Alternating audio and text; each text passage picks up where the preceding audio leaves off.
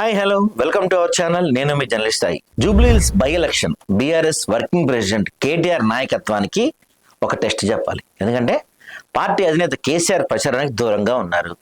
Senior నేత హరీష్ రావు తండ్రి చనిపోవడంతో అనూహ్యంగా ఆయన కూడా ప్రచారానికి దూరంగా ఉన్నారు. దీంతో పార్టీ గెలుపు బాధ్యత మొత్తం కేటీఆర్ పైనే. 10 ఏళ్ల అధికారంలో కొనసాగిన పార్టీ గత 2 ఏళ్లుగా తీవ్రమైన సంక్షోభంలో. ఓవైపు అధికార పార్టీ అన్ని విధాలుగా పైచేయి సాధిస్తుంది, మరోవైపు తమ నుంచి తమ స్థానాన్ని లాక్కోవాలని బీజేపీ ప్రయత్నాలు చేస్తుంది. ఈ టైంలో జూబ్లీ స్థానం నిలబెట్టుకోవటం బీఆర్ఎస్ వర్కింగ్ ప్రెసిడెంట్ కేటీఆర్ కు అత్యంత అవసరం. జూబ్లీహిల్స్ అసెంబ్లీ స్థానం బీఆర్ఎస్ సిట్టింగ్. 10 ఏళ్ళుగా ఇక్కడ కారు పార్టీకి అసలు తిరిగే లేదు. ఎమ్మెల్యే గోపీనాథ్ అనూహ్యంగా చనిపోవటం వల్ల వచ్చిన ఈ ఉప ఎన్నికల్లో మళ్ళీ గెలవటం బీఆర్ఎస్ కు అత్యవసరం.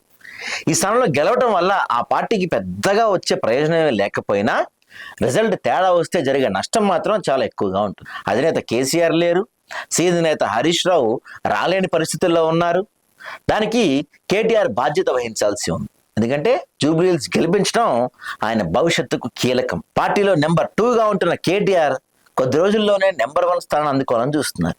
ఈ స్థానం కోసం పోటీ పడిన చెల్లి కవిత ఆ స్థానం దక్కదనే ఆలోచనతో ఇప్పటికే తప్పుకున్నారు. ఇక కేటీఆర్ కు పోటీగా భావిస్తున్న ఇతర నేతలు కూడా ప్రస్తుతం సైలెంట్ గానే ఉన్నారు. మరోవైపు తండ్రి బీఆర్ఎస్ అధినేత సైతం కేటీఆర్ కు పూర్తి బాధ్యతలు అప్పగించేందుకు తగిన టైం కోసం వెయిట్ చేస్తున్నారంట. 2 నెలల క్రితం అధికారం కోల్పోవడంతో అధ్యక్ష పదవిని కేటీఆర్ కు అప్పగించడానికి కేసీఆర్ వెనక్కు తగ్గారని చెప్తా ఉంటారు. ప్రతిపక్షంలో బాధ్యతలు బదిలీ చేయడం తగిన సమయం కాదన్న ఆలోచనతోనే అధినేత కొంత సమయం తీసుకోవాలని నిర్ణయించారని చెప్పి పార్టీ ప్రతిపక్షంలో వచ్చిన నుంచి మొత్తం బాధ్యతలు కేటీఆర్కి అప్పగించారు. గత 2 ఏళ్లుగా పార్టీ అన్ని కార్యక్రమాలు కేటీఆర్ పర్యవేక్షణలో జరుగుతున్నాయి.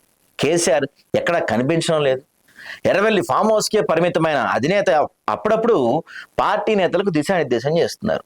అవసరమైన సలహాలు సూచనలకే పరిమితం అవుతున్నారు. ఈ నేపథ్యంలో జూబ్లీహిల్స్ ఫలితం ఎలా ఉన్నా అందుకు కారణం కేటీఆర్ అవుతారని అంటున్నారు. ప్రస్తుతం ప్రచారం మొత్తం తన భుజస్కంధాలపై వేసుకున్న కేటీఆర్ అధికార పార్టీ కాంగ్రెస్ కు ధీటుగా దూసుకుపోతున్నారు.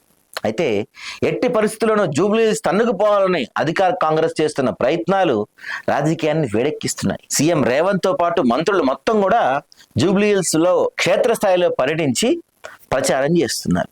ఇక్కడ మనం బీఆర్ఎస్ చూసుకుంటే కేటీఆర్ ను అది ఒత్తిడికి గురి చేస్తుంది. ఎందుకంటే ఈ పరిస్థితుల్లో అధికార పార్టీ వ్యూహాలకు ప్రతి వ్యూహాలు ప్లాన్ చేసి పార్టీ అభ్యర్థిని సునీతను గెలిపించడం కేటీఆర్ కు కత్తి మీద సాములా మారింది. ప్రతికూల పరిస్థితుల్లో నెగ్గురావటం అంటే చిన్న విషయం కాదు. ప్రస్తుతం కాంగ్రెస్ బీజేపీలకు రకరకాల పాజిటివ్స్ అయితే ఉన్నాయి.